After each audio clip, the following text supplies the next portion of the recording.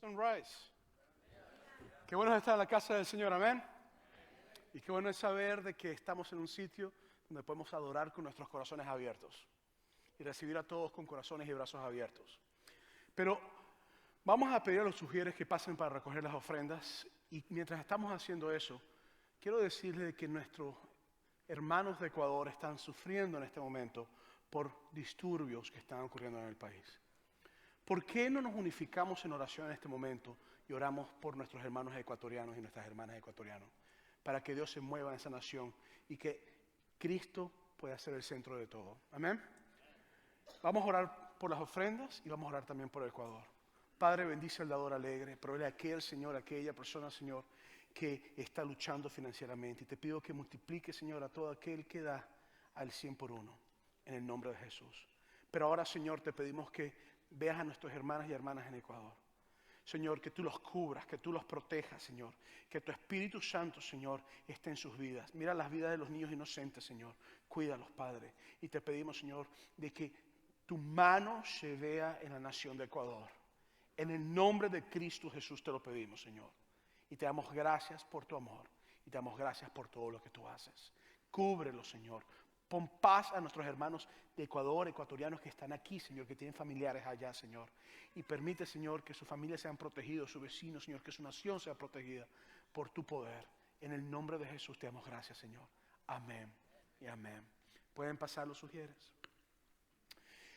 Si tú eres un hombre y no viniste a nuestro evento de hombres, te perdiste de 300 hombres adorando a Cristo juntos.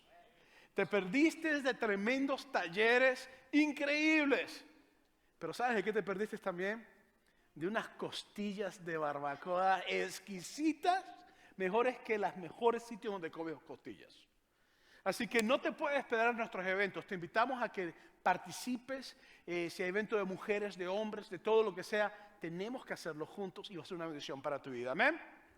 Para aquellos que no me conocen, yo soy el pastor Moisés Bejarano y tengo el placer de predicar aquí en Sunrise todos los domingos en español en el campo de Rialto. Pero quiero recordarte de que nuestro Señor Jesús es el pastor de pastores, el que murió por nosotros, el que fue sepultado, el que resucitó de la muerte y el que viene de nuevo. Amén. Entonces, quiero dar la bienvenida también a aquellas personas que están sintonizando en línea y que nos están viendo. Bienvenidos. Si no tienes un lugar donde adorar, pues aquí estamos para adorarte. Tenemos varios campos y te invitamos a que puedas hacerlo. Y si tienes ya sitio, pues gracias por sintonizarnos. Y estamos hablando acerca de identidad. Y una de las cosas bien importantes y una de las cosas que nosotros siempre buscamos es identidad. De hecho, si tú eres un aficionado del béisbol, quizás te vistes con los colores de tu equipo. Si eres un aficionado del fútbol, quizás te vistes con los colores de tu equipo. Y si eres mexicano, tú te identificas con ser mexicano, con la música mexicana, con la comida mexicana. Si eres colombiano, te identificas con la bandera tricolor colombiana, con la comida colombiana, con todo colombiano. Entonces, nosotros como seres humanos siempre necesitamos tener un sitio de pertenencia. Siempre buscamos pertenencia. Identificarnos con alguien, sentirnos que somos parte de una comunidad, de un grupo de personas. Y creo que me entiendes muy bien lo que estoy diciéndote, porque todos lo buscamos y todos lo hacemos. Pero hoy quiero hablarte acerca de nuestra identidad como iglesia. ¿Quiénes somos nosotros como iglesia? Y por eso estamos hablando de la serie de qué se trata nuestra iglesia. ¿De qué se trata nuestra iglesia? Y lo primero que quiero decirte es que la semana pasada estuvimos hablando acerca de lo que era la iglesia en general. Y hablamos acerca de que el nacimiento de la iglesia fue un nacimiento milagroso, un nacimiento especial. Y te invito a que si tienes tus Biblias físicas o si tienes tu tableta o tu teléfono, pues los abras conmigo en el libro de Hechos capítulo 2, versículo 4. Y si no, puedes leerlos aquí en las pantallas. En Hechos 2, 4 dice lo siguiente: todos ellos fueron llenos del Espíritu Santo y comenzaron a hablar en otras lenguas, según el Espíritu los llevaba a expresarse. Esto es muy importante, Porque el nacimiento de la iglesia fue un nacimiento milagroso, fue un nacimiento donde Dios unificó a todas las lenguas que en la Torre de Babel había dividido, las reunificó, pero ahora bajo Cristo. Las dividió porque querían ser mayor que Dios en Génesis, pero ahora bajo Cristo los unifica. Y lo hace con hombres, con personas comunes, y muchos de ellos no estudiados. Personas que no tenían quizás la capacidad que muchos de los que estaban ahí escuchándolos en sus idiomas estaban ocurriendo. Y en Hechos capítulo 2:11 dice, y cretenses y árabes y todos los escuchábamos hablar en nuestra lengua acerca de las maravillas de Dios. Quiere decir de que ellos estaban tocando a toda clase de personas en un nacimiento milagroso en la iglesia. Pero en Hechos 2:41, después te dice, fue así como los que recibieron su palabra fueron bautizados y ese día se añadieron como unas 3,000 personas. Entonces la iglesia no solamente fue un nacimiento milagroso, sino que fue un nacimiento numérico bastante largo. En un solo día, 3,000 personas vinieron a Cristo. Después de un milagroso evento donde el Espíritu Santo se derramó y ellos pudieron escuchar el mensaje en sus propios idiomas. Pero después en Hechos capítulo 2, versículo 42, te dice, los cuales se mantenían fieles a las enseñanzas de los apóstoles y en el mutuo compañerismo, en el partimiento del pan y en las oraciones. Y en el 46 te dice, todos los días se reunían en el templo y partían el pan en las casas y comían juntos con alegría y sencillez de corazón. Entonces la iglesia comienza de una manera milagrosa, pero después que comienza, las pequeñas comunidades que se reunían en las casas comienzan a organizarse y empiezan las iglesias. Porque la iglesia de Cristo es ese cuerpo mundial de creyentes que está en todas partes del mundo, que nos reunimos y tenemos algo en común. Jesús murió por nosotros, nosotros creemos eso, creemos que es nuestro Señor y le servimos.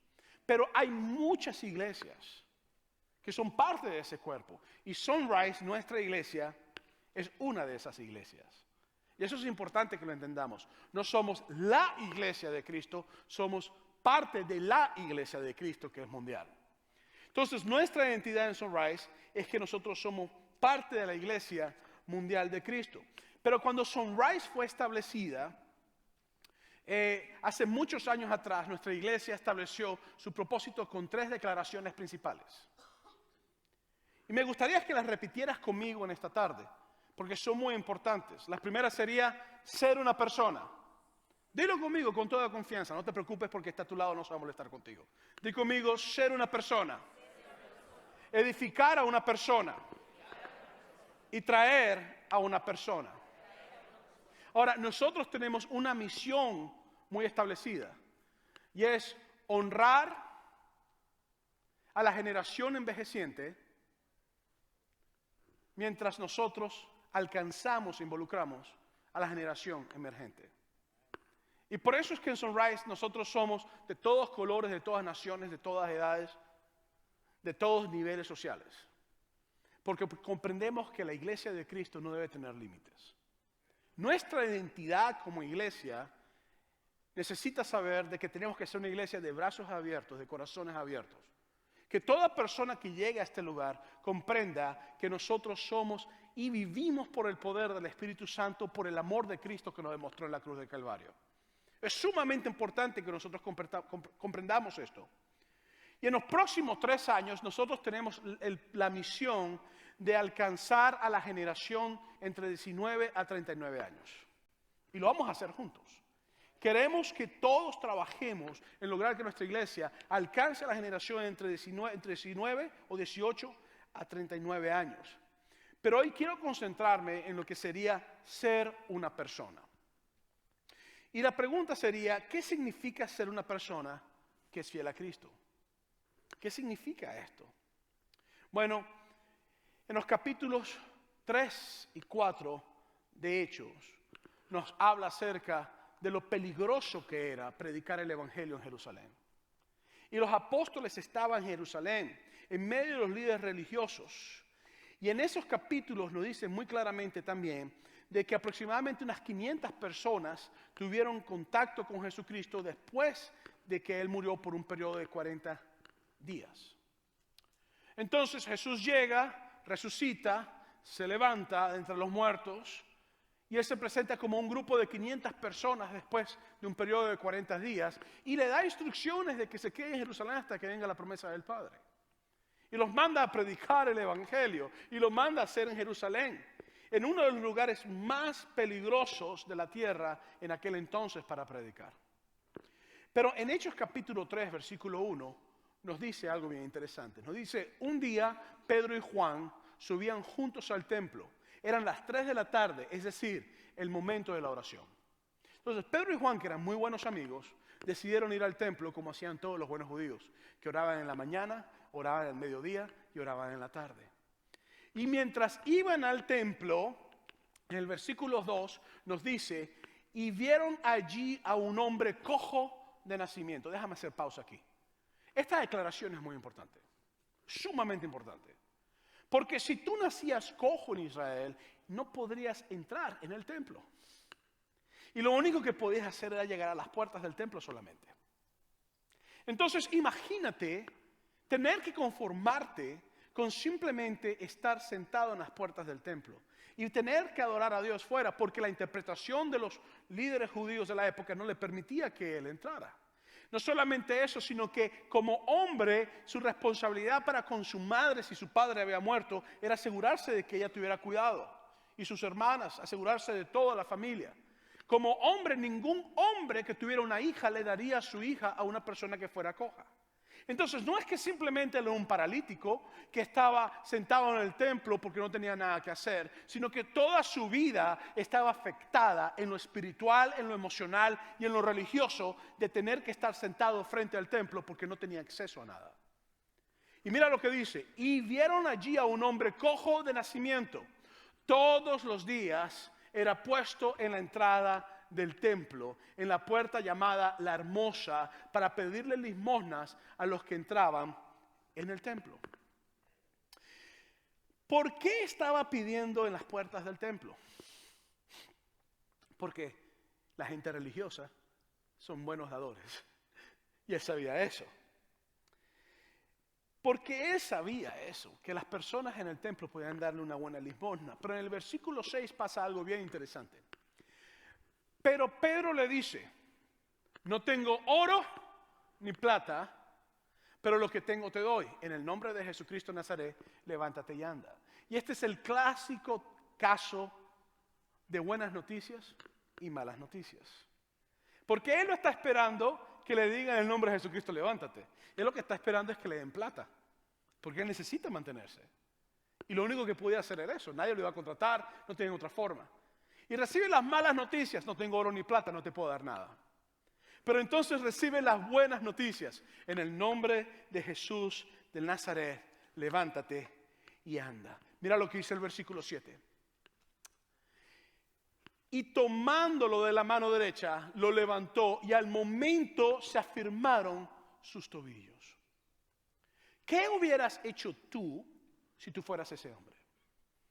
Y que después de toda una vida sin poder caminar, sin tener acceso al templo, sin poder entrar a la casa de Dios a adorar como querías, quizás sin poderte haber casado, sin poder haber respondido a tu familia como la cultura mandaba que lo hicieras, de pronto, ahora sabes lo que es caminar, sabes lo que es tener la capacidad de ser restaurado no solamente físicamente, sino emocionalmente y espiritualmente. ¿Qué hubieras hecho tú? Mira lo que ocurrió en el versículo 8. El cojo se puso en pie de un salto. La alegría lo sumió. Su corazón se llenó de gozo. Y se echó a andar. Luego entró con ellos en el templo. Mientras saltaba y alababa a Dios. Óyeme, aquí en Sunrise nosotros queremos crear una cultura de adoración.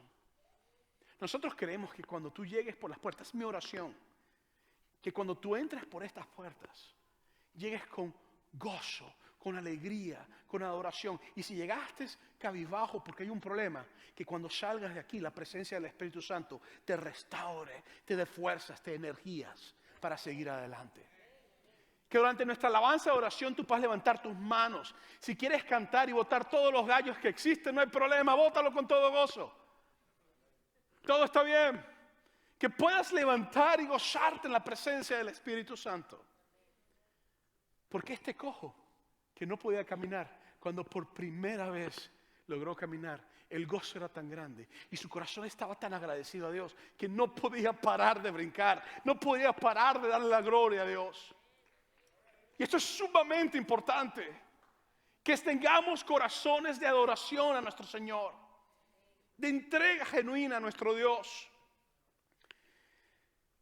Entonces, ¿qué crees tú que hizo Pedro y que hizo Juan? Y sabemos que el hombre tenía 40 años así en esa circunstancia. O sea, no era un jovencito. Mientras ellos vieron que el hombre empezó a brincar, el pueblo empezó a rodearlos. Y nuevamente, esos hombres que hace unos días atrás estaban encerrados en un cuarto porque tenían miedo de lo que pueden hacer los líderes religiosos, ahora están predicando con de nuevo al Cristo que los líderes religiosos habían matado. Porque estaban llenos del Espíritu Santo. Y en el versículo 4:1 de Hechos, te dice, mientras hablaban así con el pueblo, se le vinieron encima los sacerdotes, el jefe de la guardia del templo y los saduceos. Y estamos hablando que ahora los líderes religiosos matan a Jesús, porque pensaron, si lo matamos se acaba este movimiento y no hay ningún problema. Pero después que lo matan, que piensa que con ese sacrificio de esa cruz horrenda iban a lograr callar a aquellas personas que seguían a Jesucristo. Ahora los que estaban escondidos llegan y reciben la presencia del Espíritu Santo en su vida y ya no tienen miedo. Ahora empiezan a predicar. Y los líderes religiosos dicen, oye, ¿qué está pasando aquí, vale? Esta cosa está fea. Esta gente no tiene miedo como antes. ¿Qué está pasando? Y empiezan a predicar con de nuevo. Y empiezan a anunciar las cosas. Y los saduceos, que era la gente de clase alta, llegan y ellos empiezan a interrogarlos y a querer aprenderlos. Ahora, quiero que sepas esto, los saduceos no creían en el cielo ni en el infierno. No creían en la resurrección. Y no creían que Dios se movía en las vidas de las personas de manera cotidiana. Los fariseos sí. Los fariseos creían en la resurrección, pero los saduceos no creían en la resurrección. Entonces ellos empiezan a predicarles acerca del milagro de la resurrección de Cristo. Y por supuesto, ahora los saduceos se ven molestos por lo que está ocurriendo.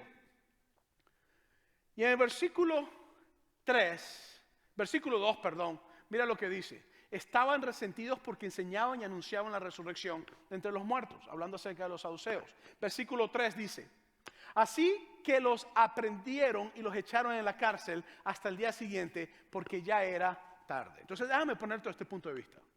Ya matamos a Jesús, pensamos que se iba a acabar todo, no se acabó. Siguen ellos ahora predicando lo mismo. Vamos a darle un escarmiento. Pongámoslos en la cárcel por una noche. En una cárcel fría que pasen trabajo. Para mañana entonces se les acaben las ganas de seguir predicando. Vamos a hacerlo de esta manera para que puedas ver cómo puede hacerlo. Pero en el versículo 4 mira lo que ocurre. Pero muchos de los que habían oído sus palabras creyeron. Y contados solamente los varones, sin contar mujeres y niños, eran como 5,000. ¡Wow! ¿Me estás diciendo que en menos de un mes la iglesia creció a más de 5,000 personas? Si eso no es milagroso, yo no sé cómo llamarlo. Que en menos de un mes la iglesia de Cristo había crecido a más de 5,000 personas. Y cuando estaban siendo perseguidos para matarlos. En Mateo capítulo 16, versículo 18, Jesucristo le dijo a Pedro, y yo te digo que tú eres Pedro, y sobre esta roca edificaré mi iglesia, y las puertas del Hades no prevalecerán, no podrán vencerla. Y sabemos que la roca no es Pedro, sabemos que la roca es Jesús, y que la iglesia estaba establecida sobre Jesucristo. Déjame decirte esto, y quiero que te metas esto en tu cabeza. Todo ataque dirigido a la iglesia de Cristo es de connotación espiritual. Todo ataque que va en contra de la salvación de una persona tiene que ver con ámbito espiritual. Es un ataque que viene de parte del enemigo, como nos dice Efesios capítulo 6. Que nuestra lucha no es contra sangre ni carne, sino contra huestes y principados. En el versículo 7, mira lo que ocurre. Pusieron en medio de ellos a Pedro y a Juan y les preguntaron, ¿con qué autoridad o en nombre de quién hacen ustedes esto? Porque ellos no podían creer que estaban habiendo milagros, que estaban habiendo señales, que estaban habiendo valor, prodigios, forma de predicar, que había un mover del Espíritu en la vida de ellos. No sabían por qué estaba ocurriendo. Y les preguntan, hey, matamos a Jesús y ahora ustedes están haciendo lo mismo. ¿Con qué valor, con qué forma ustedes hacen eso? La pregunta es, ¿seguirían siendo fieles estos hombres de Dios? Porque una cosa es ser fiel cuando todo va bien y otra cosa es ser fiel cuando las cosas van mal. Una cosa es ser fiel cuando tienes plata y tienes todo y estás perfecto, bendecido por Dios. Y otra cosa es ser fiel cuando estás en un país siendo perseguido. Es muy distinto los niveles de fidelidad. Ser una persona en relación con Dios es ser una persona que sea fiel a Cristo. Y ojo con esto, esto es muy importante. Ser una persona en relación con Dios es ser una persona que sea fiel a Cristo. ¿Dirías que tú eres fiel a Cristo? Si te hago esa pregunta hoy, ¿qué responderías en cuanto a tu vida? ¿Serías fiel a Jesús en una persecución en este tipo de circunstancias? ¿Te has visto en algún momento donde tú hayas tenido que ser perseguido y serle fiel a Dios? Déjame decirte algo, yo soy venezolano. Si no te has dado cuenta por el acento hasta el momento, pues soy venezolano. Te digo chico, vale y todo lo demás. Yo he tenido que pasar por momentos de persecución, donde predicar el evangelio implicaba que te rompieran los vidrios de tu carro, que te poncharan las llantas, los cauchos de tu carro, que te tiraran piedras, que te golpearan. Y si hay algo que es difícil, pero es fácil, y no sé cómo explicártelo, es difícil, pero es fácil. Porque es difícil porque a nadie le gusta, pero es fácil porque la presencia del Espíritu Santo está en tu vida y te da la fuerza para hacerlo. Y cuando sales de ahí, tú dices, ¿y cómo yo hice eso? ¿Y cómo pasó eso? Y yo me mantuve fiel. Porque el Espíritu Santo te fortalece en esos momentos. Yo me acuerdo de un momento donde estábamos predicando en un sitio y eran pedradas, rompiendo ventanas y todas cosas. ¿Y sabes qué hacíamos? Cantábamos más duro. ¿Sabes qué hacíamos? Predicábamos más. ¿Y sabes lo que hacía? La gente se convertía. No por nosotros, sino porque veían a Cristo reflejado en nosotros. Serle fiel a Dios no ocurre cuando tu equipo de béisbol está jugando y tú empiezas a orar, Diosito, por favor, que los Dodgers no pierdan. Chiste de mal gusto, perdónenme. No quise hacerlo de esa manera. Ya perdieron, ¿verdad? Ahora vamos a esperar que los Yankees ganen, ¿verdad? El asunto está echando broma, no me hagan caso. El asunto está en que no es cuando te va todo bien. Y de repente, no sé, estás caminando y te encuentras un billete de 100 en el piso y dices, Dios, tú me bendices porque yo soy tan fiel a ti. Gracias, Dios mío. O entras a una tienda y la persona te dice, me caíste tan bien que te doy el 50% de descuento. Y dices, gracias, Señor, por tu bendición. La fidelidad de Dios se demuestra en los momentos donde las cosas son adversas. La fidelidad tuya hacia Dios se demuestran cuando las cosas no van bien. Cuando las cosas parecen que se van a acabar, cuando parece que todo está llegando a su punto final. En los versos 8 al 10 te dice, sepan todos y todo el pueblo de Israel que este hombre está sano en presencia de ustedes, gracias al nombre de Jesucristo de Nazaret, a quien ustedes crucificaron, a quien Dios resucitó de los muertos. Esas declaraciones les pudieron haber costado a ellos la vida. Y sin ningún tipo de temor, por la presencia del Espíritu Santo en sus corazones, fueron al grano directo y al hecho. Hey, nos quieren meter preso, nos quieren matar, nosotros somos fieles. Y quiero que sepan que al que ustedes mataron, que pensaron que iban a liquidar en la cruz, se levantó de la muerte, resucitó y lo sanó a él. Quiero que lo sepa que lo sanó a él. ¿Qué van a hacer ahora? ¿Nos van a matar? ¿Qué van a hacer? Porque tu fidelidad a Dios no tiene nada que ver con lo que tú haces solamente, sino con lo que Cristo está haciendo a través de ti.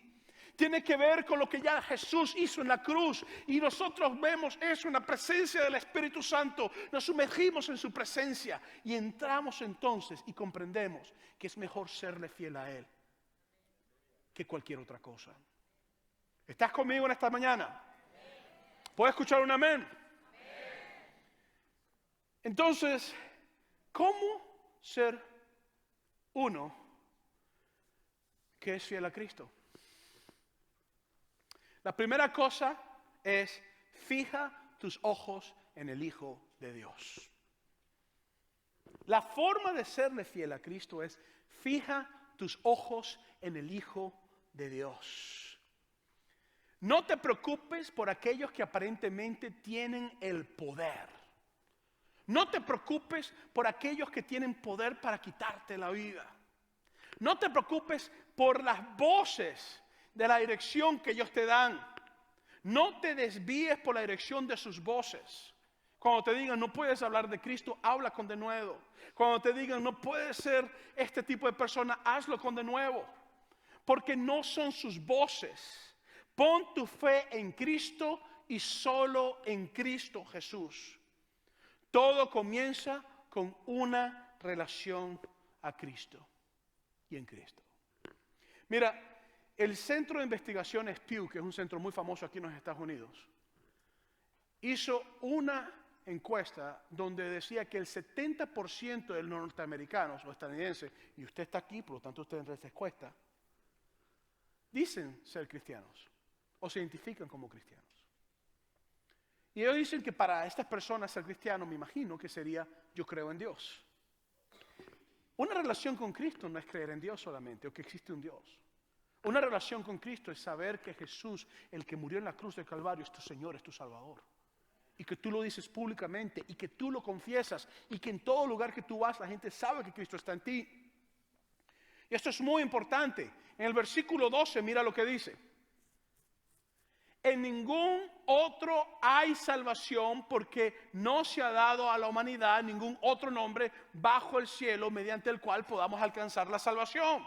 Entonces, esto no están titubeando, están hablando con los que mataron a Jesucristo, que tienen poder para matarlos a ellos. Ellos están diciendo: señores, no importa que ustedes tengan el poder, no importa que nos digan que nos callemos, queremos decirle que no hay otro nombre como el nombre de Jesús. Queremos decirle que no hay otro que tenga más poder que Cristo. Queremos decirle que nosotros creemos en Él y sabemos que Él es quien Él es. Fidelidad a Cristo es poner tu fe en el único medio para la salvación, que es Jesús.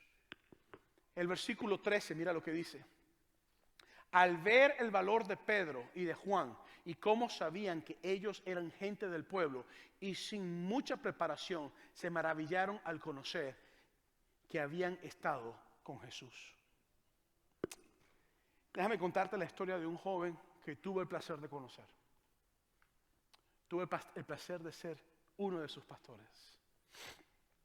Cuando él se convirtió, y antes de convertirse, él era una persona de lampa, de mal. Era lo que en mi país decimos un malandro. Y hacía mucho daño. Pero un día él llegó, tal como él era, y recibió abrazos y cariño de parte de la congregación. Como aquí en Sunrise también hacemos, ¿verdad? Y fue entonces cuando él tuvo un encuentro con Cristo, su vida fue transformada. Y fue una transformación tan radical, pero tan radical, que este joven se convirtió en un líder. Y predicaba por todos lados. O sea, no hubiera lugar donde él no predicara. Y lo hacía con un denuedo y con una autoridad espiritual increíble. Increíble. Y la gente se convertía. Y la gente que lo había conocido a él, que sabían lo que él había sido, cuando lo veían a Cristo reflejado en él y se convertían. Decían: no puede ser, ¿qué ha pasado aquí? Un día, saliendo de un servicio, unas personas, él estaba en una zona mala, estaba ministrando en una zona mala, muy mala del país donde estaba, le metieron un tiro con una escopeta en el estómago.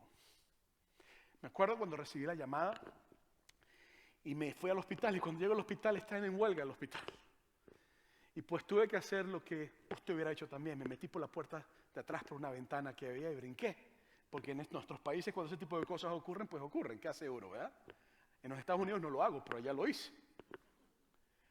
Y cuando llego al cuarto y encuentro a este joven, lo veo en coma.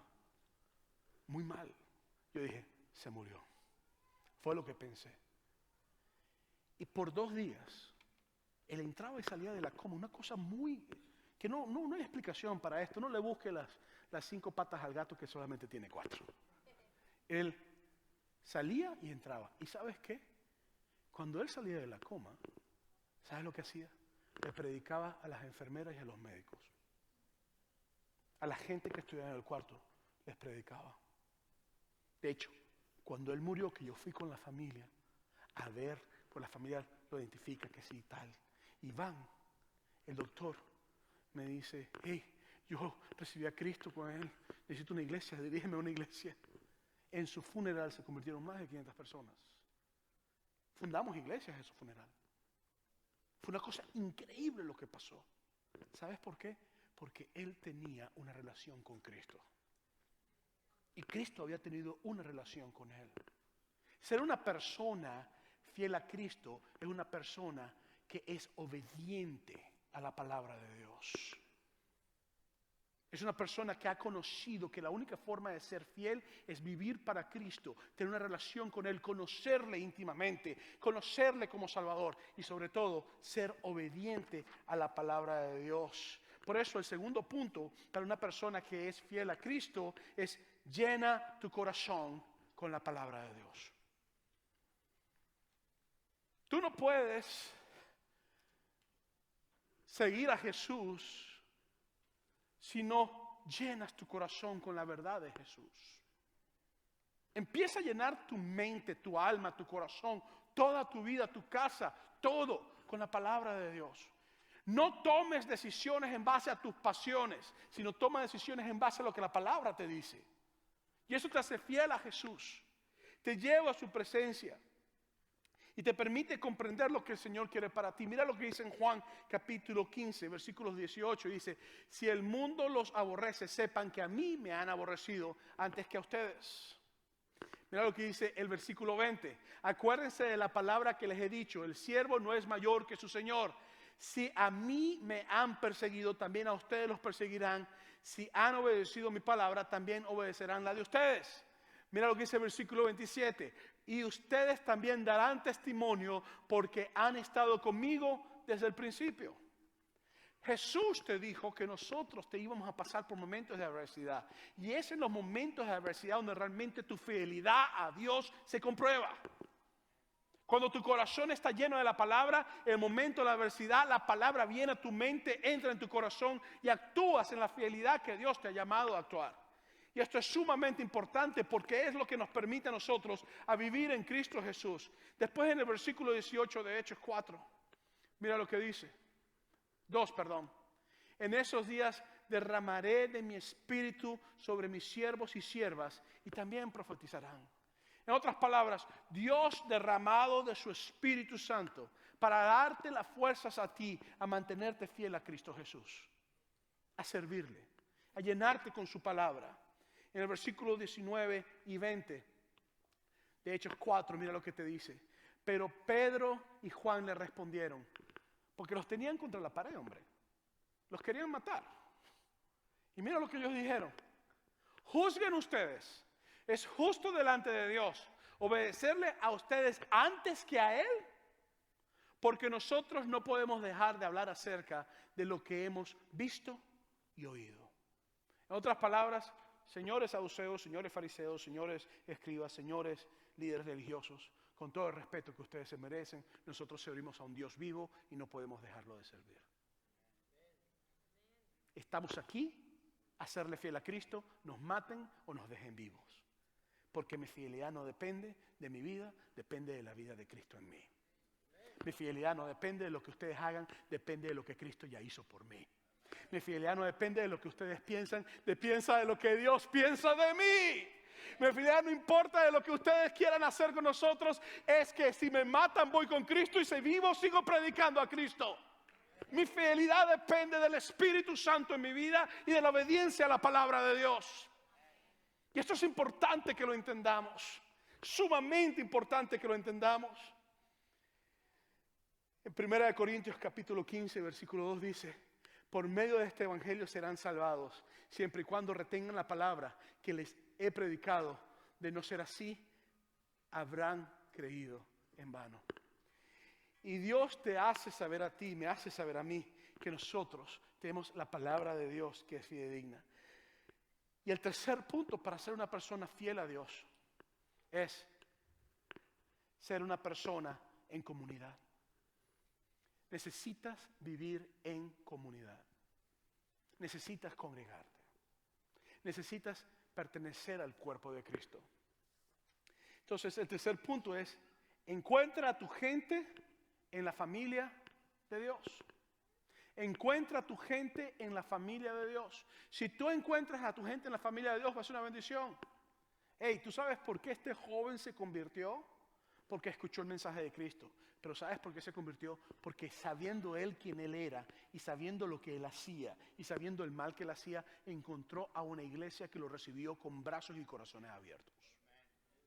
Cuando tú perteneces a la comunidad de Cristo y tú perteneces al cuerpo de Cristo, y la comunidad de Cristo te recibe con brazos abiertos, sin importar el pecado que tú tengas, entonces tú puedes comprender el amor de Dios.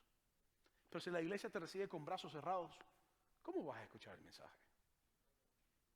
Entonces es sumamente importante comprender que tú tienes que vivir en comunidad. Es más, te voy a una lista de varias cosas que la iglesia hizo en el libro de Hechos en comunidad. Y quiero que pongas atención.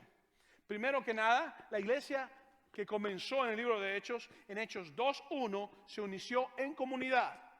Los apóstoles recibieron el Espíritu Santo en comunidad, Hechos 2:4. Se extendió a la comunidad, Hechos 2:6. Llegó a crecer en comunidad, Hechos 2:42. Los condujo a compartir en comunidad, Hechos 2:44. Comenzaron a vivir en comunidad, Hechos 2:46. Y adoraron en comunidad, Hechos 2:47. Nosotros queremos que tú sepas que aquí en Sunrise nosotros queremos establecer una comunidad de pequeñas células y ya lo tenemos listo ya. Te invitamos a que pertenezcas a una célula, a un grupo pequeño. Y si tú dices, bueno, no pertenezco a un grupo pequeño, pero me gustaría ser líder en un grupo pequeño, perfecto. Tenemos lo que necesitas. Te entrenamos y te lanzamos. Te empoderamos. Tú dices, no quiero ser líder porque me da pena, pero tengo una casa que puedo prestar. Perfecto. Usamos la casa, te empoderamos. Traes a tus amigos, a tus vecinos, a las personas y a tener grupos pequeños. Perfecto.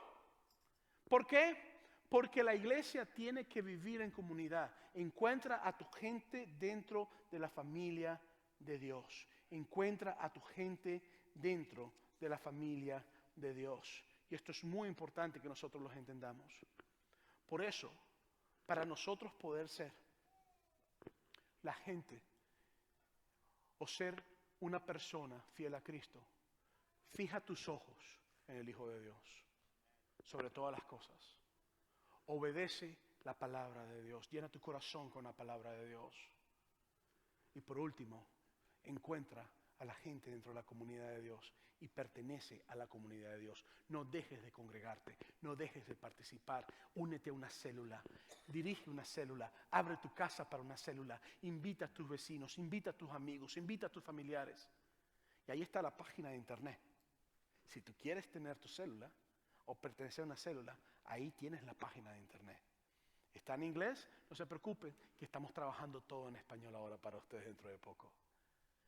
Y lo importante está en que ser una persona fiel a Cristo es una persona que tiene sus ojos fijados en el Hijo de Dios, que llena su corazón con la palabra de Dios y que ha encontrado a su gente en la comunidad de Dios. Por eso hoy en este día te invito a que tu corazón se llene de su presencia. Amén. te invito a que hagas algo, que te pongas en pie. Y mientras cantamos y adoramos a Dios, invito a nuestros hermanas y hermanos que son compañeros de oración que pasen al frente. Quizás tú llegaste aquí a esta casa cargado. Quizás recibiste unas malas noticias. Y las noticias que estás escuchando, tu corazón lo tiene pesado. Quizás tienes a un familiar que está pasando por una crisis y tú no sabes cómo ayudarlo. Y estás hasta diciendo, ¿qué hago? O a lo mejor tú llegaste a esta casa y tu relación con Cristo está fría. Y necesitas reavivar tu relación con el Señor. O simplemente nunca has tenido una relación con Cristo. No has tomado el paso de fe de decir, yo vivo para Cristo. Hoy te invito a cualquiera que sea tu circunstancia o tu condición, que nos dejes orar por ti. Porque el mismo Jesús que empoderó a los apóstoles, ¿sabe dónde está? Está aquí con nosotros. Así que te invito en esta tarde, de que si necesitas oración, pases al frente para que oremos por ti. Sea cual sea tu circunstancia o tu situación. Te invito a que levantes tus manos y que empieces a adorar a Dios si eres parte de la familia de Dios. Y que le digas, Señor, vengo tal como soy. Tal como soy, Señor.